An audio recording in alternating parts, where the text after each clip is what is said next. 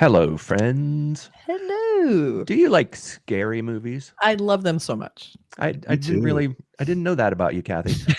Do you see the pillow back here, right? Horrifying Nick Cage looking like he's had half his head blown off right back there. Right? Ew. I know, it's really gross. I love it. But, I love some of my very I've said this a lot, but I have my kind of vague list of favorite movies. I hate to rank and list and all that, but I have a vague list of favorite movies. And in my top handful of films are a lot of horror films. Mm-hmm. I love a good horror movie, but I tend to not like all that many of them. I'm really picky, but when they're good, if I like it, it's, Yep. Yeah, I watch every. Well, I think Kathy is tops, but I think I'm second. I watch a lot of horror stuff. Close second. You watch. I'm a close second. Yeah, I watch a lot of stuff. But this one is called Sabdham, and it is a Tamil horror film written and directed by, and I'm sorry, I'm going to butcher this. I'm going to give it a try. Arivazhagan Venkatachalam. That was good. The writer director. Oh, I'm sure. Please, if somebody out there can tell me if that's correct. But he wrote and directed it, and it's coming. Release date is February 28th. And go ahead. No, you go. Finish. Okay, he did a 2009 film called Iram, which was a big hit, and that was his first film. Okay, and he's in a bunch of. He does mostly in the horror thriller genre. Love it. So yeah, that's the one thing I noticed. Like, not a ton of horror in Indian film. Right. Not in America. It's like half, because they're cheap to make and they make a lot of money. They usually make their money back, and horror fans are so loyal and they just see everything. So right. Anytime there's a horror Indian film, I always want to call it out because it's kind of unique, and also, as you'll notice, if you look at our channel, it's a lot of Indian stuff, and then we will throw in tons of horror stuff that is probably movies no one has ever seen or heard of, because that is where I come from. I want to watch all these movies. So that's why you'll see this weird imbalance of these big, beautiful Indian films and these little tiny horror films. That's sort of there's something about the homemade spirit of a lot of horror films. It's a kind of genre that you can make, like you said, with a relatively low budget. Compared to other films, a lot of times horror films don't have big stars in them. Some do, of course, but a lot of times you can get away with the actual premise, the horror premise being the star of the film. Right. Like what it's about is a bigger draw than the fact that there's a giant star in it. Right. And also, there's kind of this intrepid spirit to people who make horror films. When you think about the classics, like Texas Chainsaw Massacre, things like that, you get the impression that it's a bunch of people out there in the desert or in the woods or in the scrubby Texas back, and they're making a film with this kind of relentless passion to make something that's outlandish and crazy. And, it's just, there's something about the spirit of a handmade spirit to some of the best horror films. I don't know if this film is like that. Well, let's check it out. Let's find out. It could be a big budget or somewhere in between. But let's check out the trailer for Sabdham. Very excited about this. Okay, are we ready? Yes. Ow. Okay. Are you ready? And hold the work.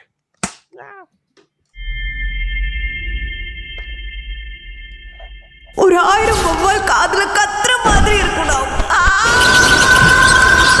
இது ஒரு விதமான audio hallucination. அதுல வந்து சத்தத்தை பத்தி அவர் describe பண்ண விதம் ரொம்ப புதுசாகவும் வித்தியாசமாகவும் இருந்துச்சு. என் பேரு ரூபன். நான் உனக்கு ஹெல்ப் பண்ண தான் வந்திருக்கேன்.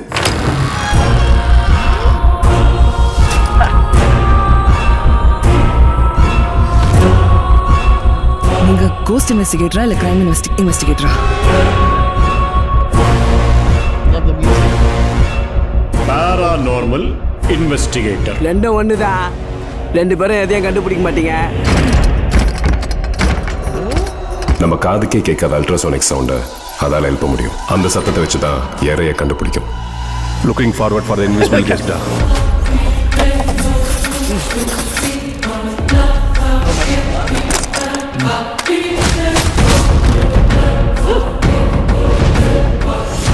உன்னோட சயின்ஸ், என்னோட நம்பிக்கை ரெண்டுமே ஒன்றா போகுது.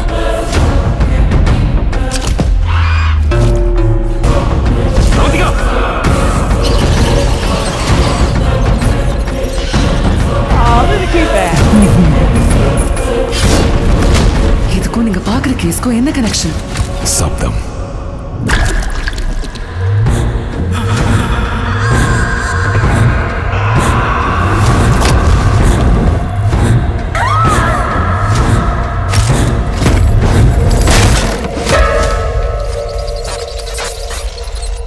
வாழ்ற வாழ்க்கை சாகிற வரைக்கும் இல்லை, செத்துக்கு அப்புறம் ஒரு வாழ்க்கை இருக்கு.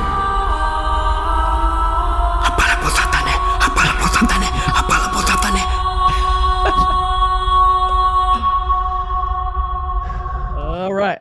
I like the idea of sound being the weapon in a way, like the horror aspect is just because when you think about it, if something's really loud, that can completely incapacitate you. Like it's not even touching you; it's just sound. You know, it's like, oh, I love that idea.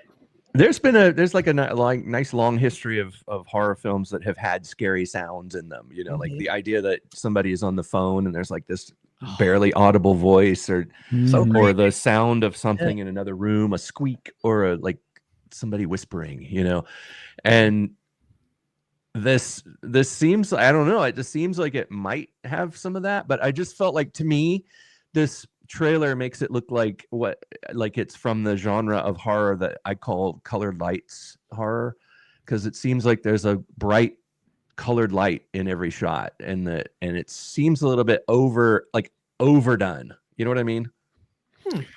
Yeah, I thought it was kind of cinematic. I mean, you know, there's a lot going on in this trailer. That's for sure. What I liked, I do like any scene where a guy or a person is walking around with a microphone. I know. I did. I always go back to Blowout. You know, with Travolta. I love that. To me, is very cinematic for some reason. Somebody trying to figure out the conversation. The conversation, of course. So that element was intriguing to me. Like, what is he doing? I mean, how are bats involved in this? Right, I mean, ultrasonic bats. Yeah, what's that about? Echolocation. So there's something, and a lot of stuff going on. I couldn't figure out the heads or tails what the actual story is, but there's a lot of things happening in the trailer for sure. Looks like a little overlap, but two things I love: crime and supernatural. So it looks like there's a little bit of like the horror with the crime, because it seemed like there was some investigation going on. Some people were dying, a lot of violence. But I like the idea that the concept they're talking about is like there's a lot going on around us we can't hear, like bats can hear, right? So the idea that humans are walking around kind of oblivious to half the stuff that's going on around them because it's a sound we can't comprehend yet. So I like the idea that he's trying to find those sounds and like explore this world that we don't know about that becomes almost like supernatural, which I think is a very cool idea. And then, you know, there's nefarious things going on. So it's almost like you're talking about, Mark, like Blowout. Is he going around trying to find supernatural and actually finding a crime or solving a crime almost by accident? You know, so I love that idea too. So I just thought it looked really polished and gothic, and had all like the big, beautiful, you know, crazy looking house. The kind of the woman who's kind of going crazy, and we don't know why, but she's probably not going crazy. She's probably suffering for some kind of possession thing or some kind of sound thing that's haunting her. You know, I don't know. Like you said, the idea of someone walking around, even the guy at the end with his pink light and all that. Like he's like a YouTuber or something. Even that, like people videotaping or filming or ghost hunting, you know, like, what are we gonna find? That just seems so intriguing and fun. It just looked like it was gonna be fun. You know, movie. Well, it's probably going to be fun as opposed to being scary, which is there's a place for that kind of. I love going to the Haunted Mansion in Disneyland. I love it, but I am never scared in the Haunted Mansion. You know what I mean? I love the sense of the design and the I don't know, like Mark, like you said, it looks very cinematic. Yeah, like, you know, the whole time you're watching this, you know, you're watching a movie. Right, and I think that's the point. And the bats are obviously, you know, I mean, are they bats from hell? I mean, like that's sort of like the cheesy sort of part of it to me. You know, like what are the bats about? Are they evil? Are they the ones that are doing the killing? I hope not, you know, but they're probably they're like almost like a guide to what's happening. Like maybe they can hear something we can't hear, and they're kind of leading the way in a weird way. Like kind of like canary in a coal mine. They had the little bat in the cage. Right. Yeah. And it's symbolic, I guess, because bats can hear things we can't hear, and they use sound to echolocate, you know. This is a pretty cool poster. I like it. I like the sound wave idea. Like this comes around the him. Pulse. And the title's kind of incorporated into it. And like you're saying, Mark, that boom mic, and then I like the like a little back. waveform across the bottom. Yeah, that's neat. I think it's a really cool. I like the colors of it too. It's the colors are gorgeous. I love that green blue in horror movies. Just love it. Never get tired of it. And he has a big dramatic sky behind him. So they're kind of bringing in a little bit, like he's got kind of like a religious faith that he's kind of combining with the supernatural. Right. Well, at the end, the guy going, "I renounce you, Satan," or whatever he was saying. Yeah. I'm not scared of you, Satan. So that was sort of like, oh, that's sort of came right at the And end. we blamed everything on Satan. He's always there. Oh, that's interesting. I like this idea of bats coming out of the ear or going in. I don't know. Either way, it's pretty creepy. Yeah. Cool looking though, but ears are really weird. Like I like how they kind of degraded it because anytime there's an ear, like in a movie poster, and even if someone's head turned, like, oh, get rid of that. Oh. Blue Velvet. Yes, exactly. David Lynch knew what he was doing, making that ear creepy, right? Yeah. And then here's another like kind of like him, like in the environment with all of his gear. He's right. got lights and everything. So just the marketing looks very high end and glossy. Like you were talking about how this is like a big fun movie, not like a little super disturbing, but more like it's going to be kind of scary. It'll be fun to watch. Yeah. Chills, fun housey. Right. The kind of horror film that you're going to be laughing at your fear, like not necessarily fear, but like the shocks, the jump scares and the, it's not the dread, which I consider a really interesting horror. I mean, the stuff that really gives you a sense of dread.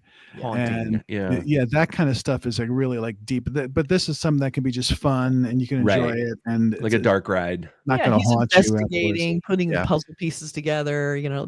That seems like it'll be really fun, and hopefully it will be saved at the end. It looks like a fun really premise. hard time. Looks like a fun premise, like you said. Like Mark, I think you said that any film that's got somebody walking around with a microphone, they're recording something. It's like. And I always go back to this one movie, and I think one of the scariest scenes in one of the scariest movies ever made, in The Exorcist, when they record the sound of the little girl's possessed voice, and it's like, rah, rah, rah, rah, rah, rah, and they play it back, and there's a great scene where Karis is in the, I guess, the audio lab at the university, and the guy is saying, yeah, it's a language, it's English, but it's in reverse. And he plays the tape backwards, and suddenly you can hear. And that to me, the first time I ever saw that, I got goosebumps, and I think I still have the same goosebumps to this day. And I think only bats could hear it. So right. I remember.